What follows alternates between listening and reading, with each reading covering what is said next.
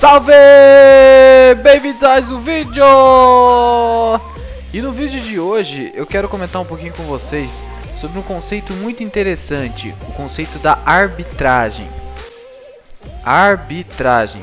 Não é a arbitragem de futebol, tampouco aquela arbitragem que a gente aprende no direito. Essa aqui é a arbitragem do mercado de capitais. Então fica aqui comigo para você entender esse conceito que é muito pouco falado aí no mercado, mas é muito interessante. E tem muita gente que ganha dinheiro com isso, ao menos os robôs aí que ficam operando diariamente no mercado. Vamos começar então com um conceito, uma definição muito boa do TC School, que é: a arbitragem, ou oportunidade de arbitragem, é um dos princípios mais importantes em finanças e investimentos. Em suma, a arbitragem é uma operação de compra e venda de um mesmo ativo, cujos preços são diferentes em mercados distintos. Assim, o objetivo é lucrar com a diferença do preço de um mercado para o outro. Calma que a definição é muito abstrata e pode parecer muito complexa à primeira vista, mas na verdade é bem simples. E eu vou demonstrar isso com vocês através de alguns exemplos. Primeiro ponto, o que a gente extrai desse conceito? A gente extrai o seguinte, que a arbitragem visa lucrar através de diferenças de preços que um mesmo ativo tem em mercados diferentes. Então bora lá para o primeiro exemplo. Aqui no Brasil a gente tem uma pérola que se chama mercado fracionário. Então, uma mesma ação ela é negociada aqui no Brasil sob lotes diferentes.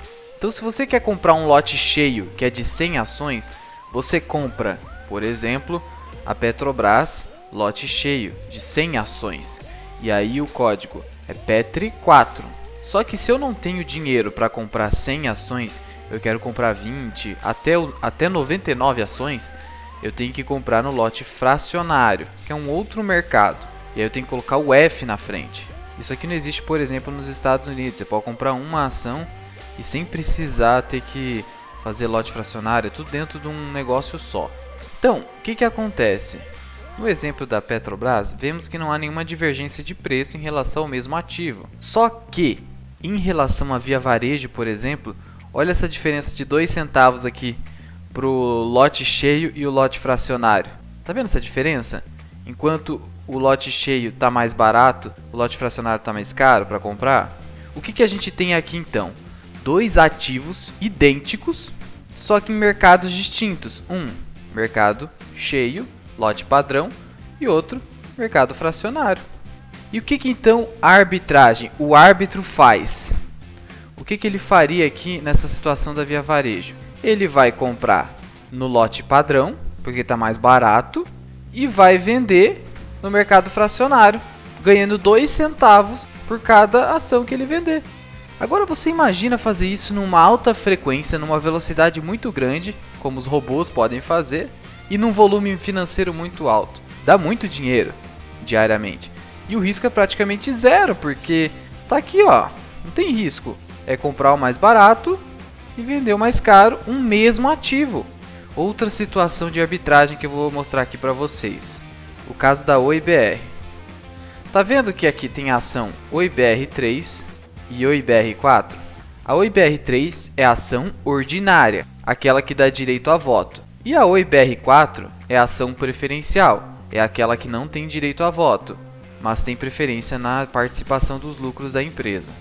Bom, podemos perceber que a ação ordinária custa R$ 1,60 e a ação preferencial custa R$ 2,29.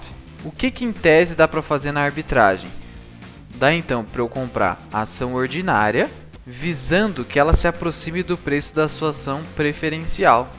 Mas isso, obviamente, num longo período.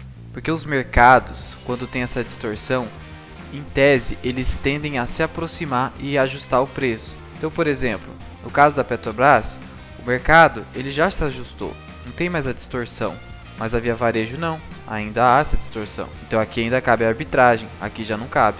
No caso aqui das ações preferenciais, é óbvio que não é tão simples assim.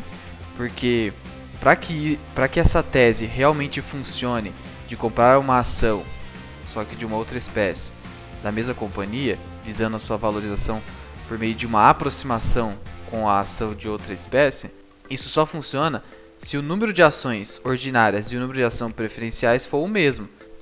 O que no caso da Oi, por exemplo, isso não é verdade. Temos apenas 157 milhões de ações preferenciais e mais de 5 bilhões de ações ordinárias. Então não é bem assim, mas é só para você ter uma ideia de que em tese é possível fazer esse tipo de operação de arbitragem também com ações de espécies diferentes, só que numa mesma companhia. Uma outra situação de arbitragem é, por exemplo, utilizando-se de BDRs ou ADRs. Lembra, BDR é a ação do estrangeiro, vamos colocar aqui dos Estados Unidos, que é negociada no Brasil através desse BDR, desse título que representa uma ação lá de fora. Enquanto que uma ADR é o contrário, é uma ação brasileira que é negociada lá, por exemplo, nos Estados Unidos.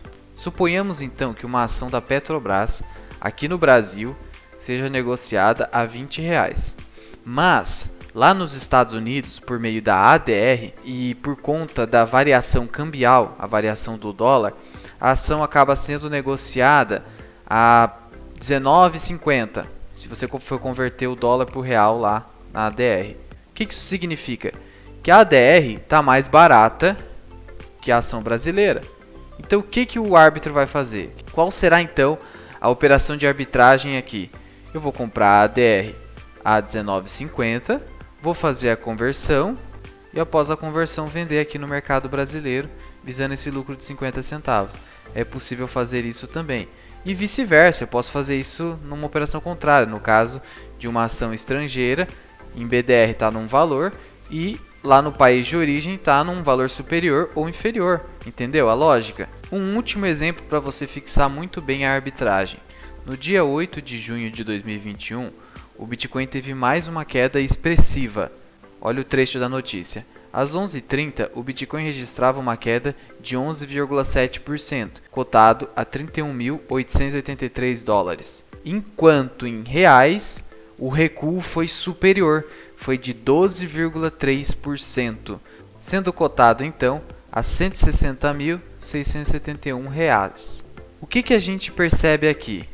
Que a queda do Bitcoin em dólar foi menor. Então qual seria em tese aqui uma possível operação de arbitragem?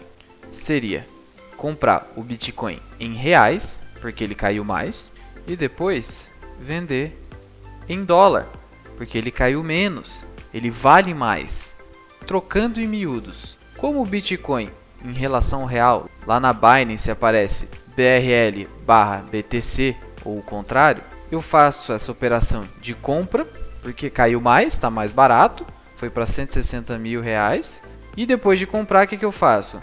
Eu vendo o Bitcoin em relação ao dólar. E aí eu lucro com essa diferença de queda aqui. Tá vendo?